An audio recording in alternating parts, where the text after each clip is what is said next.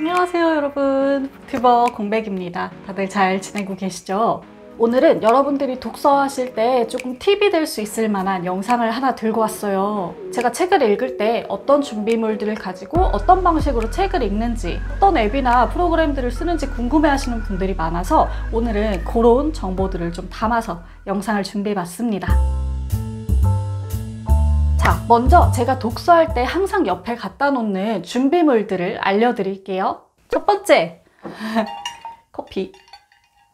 두 번째, 노트북이나 패드 같은 전자기기. 저는 갤럭시 탭 사용하고 있어요. 세 번째, 블루투스 키보드. 저는 소리 나는 게 좋아서 이렇게 청축 키보드 타자기를 가지고 있어요. 네 번째, 가장 중요하죠?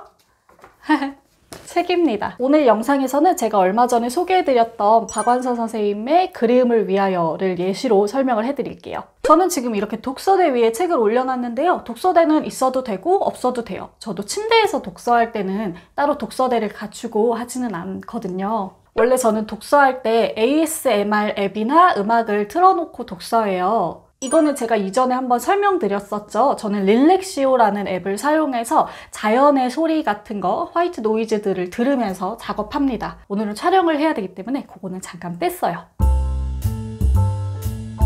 자, 그러면 독서를 본격적으로 하기 전에 환경을 조금 조성해 볼게요. 이 환경 조성이란 무엇을 말하느냐, 제가 원하는 앱을 이 탭에 미리 띄워놓는 걸 말해요. 저 같은 경우는 듀얼 화면으로 두 가지 앱을 동시에 띄워놓습니다. 첫 번째는 네이버 사전 앱이고요. 두 번째는 네이버 메모 앱이에요. 제가 네이버를 사용하는 이유는 별다른 건 없고 그냥 제 메일이랑 연동해서 쓰기가 편해서 그런 겁니다. 여러분께서는 각자가 편하게 느끼는 포털 사이트를 사용하시면 될 것 같아요. 제가 띄워서 화면 한번 보여드릴게요. 자, 이렇게 제가 위아래로 앱을 따로 띄워 놓은 거예요. 가까이서 보여드릴게요.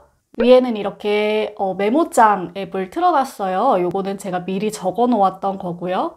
밑에는 바로 모르는 단어를 검색할 수 있게 국어사전 앱을 띄워 놓았습니다. 자, 이렇게 설정이 되면 보시는 것처럼 키보드에 꽂아 놓습니다. 노트북을 사용하시는 분들은 화면 두 개에 띄워 놓으시면 되겠죠. 저는 책을 읽을 때 이렇게 전자 형식으로도 준비를 해뒀지만 항상 펜을 가지고 읽는 편이에요. 그래서 모르는 단어나 문장이 나타날 때 책에도 같이 표시를 해주는 편입니다. 자, 이렇게 세팅이 끝나면 그때 책을 읽기 시작하는 거예요. 자, 책을 읽다 보면 모르는 단어들이 가끔 등장해요. 완전히 모르지는 않더라도 내가 명확하게 뜻을 설명할 수 없을 만큼 좀 아리송한 단어들이 있거든요. 저는 그런 단어들은 바로바로 찾아보는 편입니다. 지금 제가 이 책을 읽다가 이런 모르는 단어를 하나 발견해서 표시를 했어요. 자, 보이시나요? 우세스럽다라는 단어입니다. 맥락을 들여다봤을 때 대충 알기는 알겠지만 제가 명확하게 설명할 수 있을 정도로 명확히 아는 단어는 아니에요. 이런 단어인 경우는 바로 앱에 찾아봅니다. 우세스럽다. 지금 검색해보면 몹시 부끄럽거나 부끄러운 데가 있다. 이렇게 나와요. 자, 그럼 이 말은 제가 아까 위에 바로 열어둔 메모장에 옮겨 적습니다. 복사를 해서 붙여넣기를 해도 되겠죠? 여기서 하나 제가 사용하는 방법은 이 낱말이 어느 소설의 어느 페이지에 나와 있는지를 함께 기록해 두는 겁니다. 그래야 나중에 봤을 때 이 말이 어떤 맥락으로 어떤 느낌으로 사용됐는지 바로 찾아볼 수가 있거든요. 지금 이 우세스럽다라는 말은 그림을 위하여 35페이지에 적혀 있었어요. 그래서 저도 같이 35페이지를 표시를 해줬습니다. 저는 이렇게 모르는 단어가 나오면 책을 읽는 걸 잠깐 멈추고 바로 단어를 찾아보는 편이에요. 독서의 맥락이 조금 끊기는 듯한 느낌도 들지만 어쨌든 이 문장, 이 단어를 이해하고 넘어가는 게 중요하니까요. 자, 그럼 계속 진행해 보겠습니다. 두 번째, 책을 읽다 보면 정말 오랫동안 기억하고 싶은 너무너무 좋은 문장들을 발견할 때가 있어요. 그쵸? 이런 경우에 저는 이런 식으로 책 끝을 접어두는 편이고요. 그 아래 어떤 문장이 좋았는지 펜으로 이렇게 표시를 해두기도 해요. 그리고 이 문장은 아까 열어뒀던 메모 앱에 옮겨 적어둡니다. 어떤 소설에서 몇 페이지에 나온 어떤 문장인지를 적어두는 거죠. 좋았던 문장을 적는 거는 단어를 찾는 것처럼 바로바로 적지는 않아요. 어느 정도 책을 집중해서 읽은 후에 쉬는 시간에 한숨 돌리면서 이렇게 문장을 옮겨 적습니다. 아니면 다음 독서를 시작하기 전에 좀 집중력이 필요할 때 이렇게 필사 겸 옮겨 적는 경우도 있어요. 이 그리움을 위하여 같은 경우는 단편소설집이잖아요. 그렇다 보니까 저는 한 단편소설이 끝나면 약간 환기하는 식으로 문장 다 적어놓고 그 다음 소설로 넘어가고 이런 식으로 읽었었어요. 이렇게 해서 문장이 모이면 나중에 그것만 읽어봐도 그 책이 어떤 책이었는지, 나한테 어떤 느낌을 줬는지 좀 환기가 되는 느낌이 들거든요. 저는 이렇게 문장을 모아놓고 나중에 한 번에 읽어보는 걸 굉장히 좋아해요. 그리고 특히 저 같은 경우는 이런 문장들을 인용해서 에세이를 쓰기도 하거든요. 그럴 때 굉장히 유용하게 사용이 돼요. 말하자면 자신만의 문장 기록장을 만드는 작업이겠죠. 자, 이렇게 해서 한 권의 책을 다 읽었다. 책을 읽고 나면 여러 개의 장들 중에 내가 특별히 재밌게 본 장이 있어요. 이 책 같은 경우는 단편 소설집이기 때문에 제가 유난히 마음에 끌렸던 소설들이 몇 개 생기기 마련이거든요. 짜잔!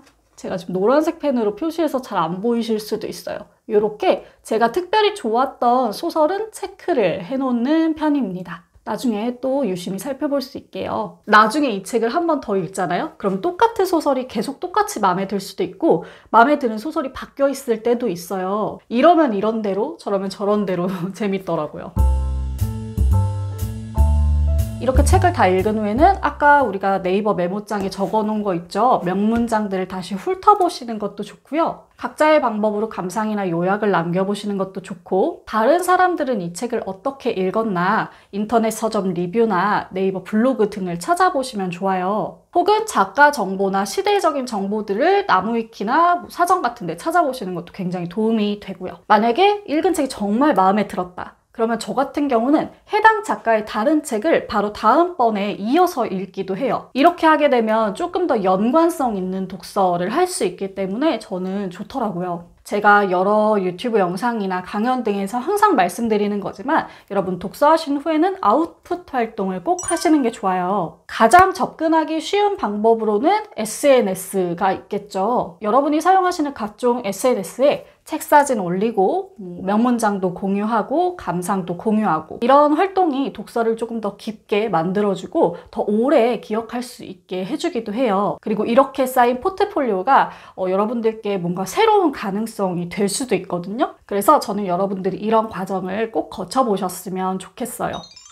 자, 이렇게 짧은 영상이었지만 제가 어떤 식으로, 어떤 환경에서, 어떤 방법으로 독서를 하는지 여러분께 한번 알려드렸습니다. 많은 분들이 자신에게 맞는 여러 가지 방법을 시도하고 그 안에서 정말 적합한 방법을 찾아서 깊게 읽는, 오래 가는, 재미있는 독서를 할 수 있었으면 좋겠어요. 저도 열심히 영상 만들어서 여러분들께 도움이 되도록 노력하겠습니다. 그러면 저는 또 새로운 책, 새로운 영상으로 곧 돌아오겠습니다. 여러분 모두 건강하시고요.